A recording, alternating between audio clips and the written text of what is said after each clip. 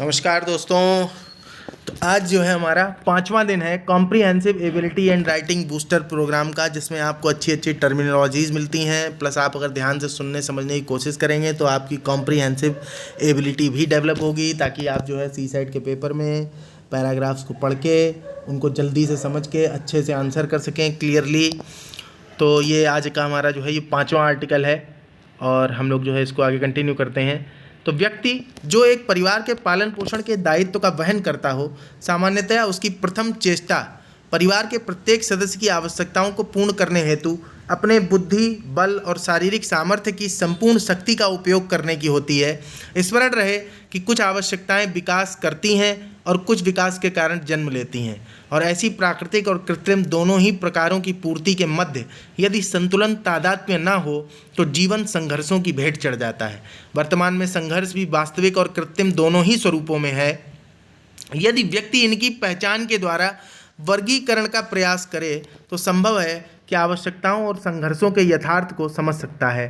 प्रश्न उठता है कि इसे समझने का प्रयास क्यों किया जाए। देखिए, यहाँ जो है ये कहना चाहते हैं कि कुछ तो आवश्यकताएं हैं, जीवन है तो आवश्यकताएं होंगी ही होंगी, बनाए रखना है अगर इसको, लेकिन कभी कभी कुछ आवश्यकताएं ज़बरदस्ती पैदा हो जाती हैं जीवन पद्धति से। तो और ऐसी आवश्यकता के लिए आदमी संघर्ष करने लग जाता है।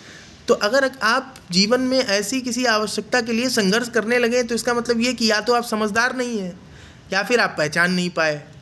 तो पहचान पाएँ अगर, तो फिर आप जो है अनावश्यक चीज़ों के लिए संघर्ष नहीं करेंगे। ठीक है, चलिए आगे देखते हैं। तो वर्तमान में संघर्ष भी वास्तविक और कृत्रिम दोनों ही स्वरूपों में है। यदि व्यक्ति इनकी पहचान के द्वारा वर्गीकरण का प्रयास करे तो संभव है कि आवश्यकताओं और संघर्षों के यथार्थ को समझ सकता है। प्रश्न उठता है कि इसे समझने का प्रयास क्यों किया जाए। तो उत्तर बड़ा ही सहज है कि किसी भूल भुलैया में यूं ही भटकते रहने से अच्छा है कि उसके नीलपत्र यानी ब्लूप्रिंट को पहले देखा और समझा जाए, जिससे उसके सभी मार्ग सरल हो सकते हैं। इसके अतिरिक्त यह भी समझ सकते हैं कि इस भूल भुलैया में प्रवेश करना उपयोगी है भी या ऊर्जा का अपव्यय मात्र है। साथ ही यदि इसकी उपयोगिता किसी वर्ग विशेष द्वारा आपको दिग्भ्रमित करने की है तो इसे कैसे विनष्ट किया जाए। इस महत्वपूर्ण प्रक्रिया के चरणों को स्पष्ट स्वरूप से रेखांकित किया जा सकता है ताकि व्यक्ति स्वयं उस पर चले और अन्यों का मार्ग प्रशस्त करे।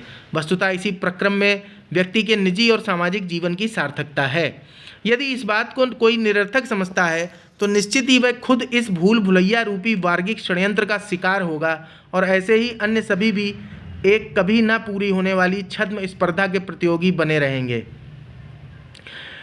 जिसमें पुरस्कार या पारितोषिक की मरीचिका क्षितिज की ओर भागने वाले अश्व के समान केवल आपको थकाकर, ऊर्जाहीन बनाकर प्राणों का हरण कर लेगी, और पृष्ठ पटल पर रह जाएंगे आपके वे अधूरे सपने जो आपने अपनों के लिए देखे थे, और वे सपने जिन्हें अपनों ने आपके लिए देखा था। और शनै शनै ये दुष्चक्र समाज को पतन की निम्नतम अवस्था तक पहुंचा देगा, और आपके इस कृत्रिम रूप से रचे गए प्रतियोगी स्वभाव का आनंद लेगा वह वर्ग जिसने ये भूल भुलैया बनाई थी। क्या आपको यह स्वीकार है? मुझे नहीं है। हमने आरंभ की थी जीवन हेतु भोजन, आवास और वस्त्र की खोज, फिर बनाई हमने विधाएं इस खोज को पूरा करने की, और इस प्रक्रम के इतिहास से बढ़ती गई सूचनाएं, उभरते गए तथ्य, रचते गए विषय और गढ़ते गए शास्त्र और उपजता गया ज्ञान।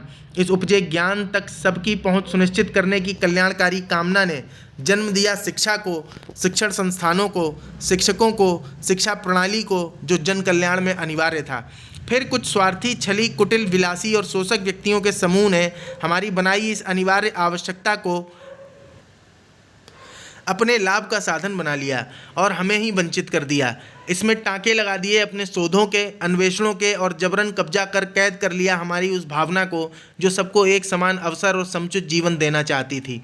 हम आंखें बंद किए रहे उनके उन झूठे दिलासों की वजह से जो हमें यह कहकर बताए गए थे कि हमारी भाव साधना को पूरा करेंगे।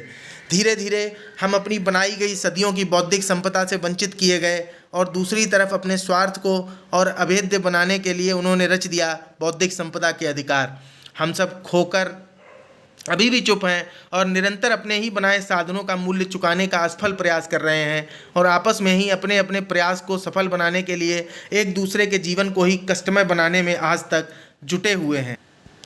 उन स्वार्थी लोगों पर से हमारा ध्यान पूरी तरह हट गया जिन्होंने हमें इस आग में झोंका। अब समय आ गया है कि हम आपसी बैर को छोड़ें, अपने जैसों का मर्दन बंद करें और लड़ें उनके खिलाफ जिन्होंने ये षड्यंत्र रचाया है।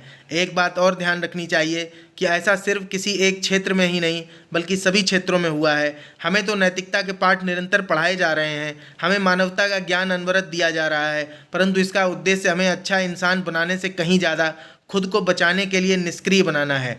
तो हमें उनकी बनाई मोथरी तलवार पर धार लगाकर उन्हें यह बताना होगा कि यदि हम सबके कल्याण हेतु उन्हें विशिष्ट स्थान दे सकते हैं तो उनके अक्षम्य छल के लिए उन्हें दंड भी दे सकते हैं, तिरस्कृत एवं बहिष्कृत भी कर सकते हैं, और हम ऐसा करेंगे भी। स्मरण रहे, ऐसा पहली बार नहीं होगा। हमने इसके पूर्व भी कई बार व्यवस्थाएं सुधारी हैं, हम फिर सुधारेंगे एक अडिग प्रण के साथ। नहीं आएंगे किसी बहकावे में, नहीं फंसेंगे किसी छद्म तर्क में। हमें अपने अधिकार उसी रूप में वापस चाहिए जैसे हमने अपने लिए निर्धारित किए थे। ये सुंदर और सार्थक दिखने वाले भीतर से अतार्किक खोखले ढांचे अब और नहीं टिक पाएंगे।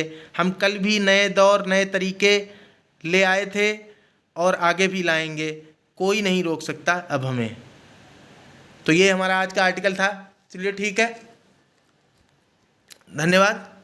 आप लोगों को अगर जो है पसंद आ रहे हो आर्टिकल और बाकी और भी वीडियोस पड़े हैं चैनल पे तो आप चैनल को देख सकते हैं, और अगर पसंद आ रहे हैं तो आगे जो है दूसरे अपने दोस्तों को भी जो है कह सकते हैं कि वो भी जो है कंटिन्यू करें, और आप भी अपने आप को कंटिन्यू बनाए रखिए।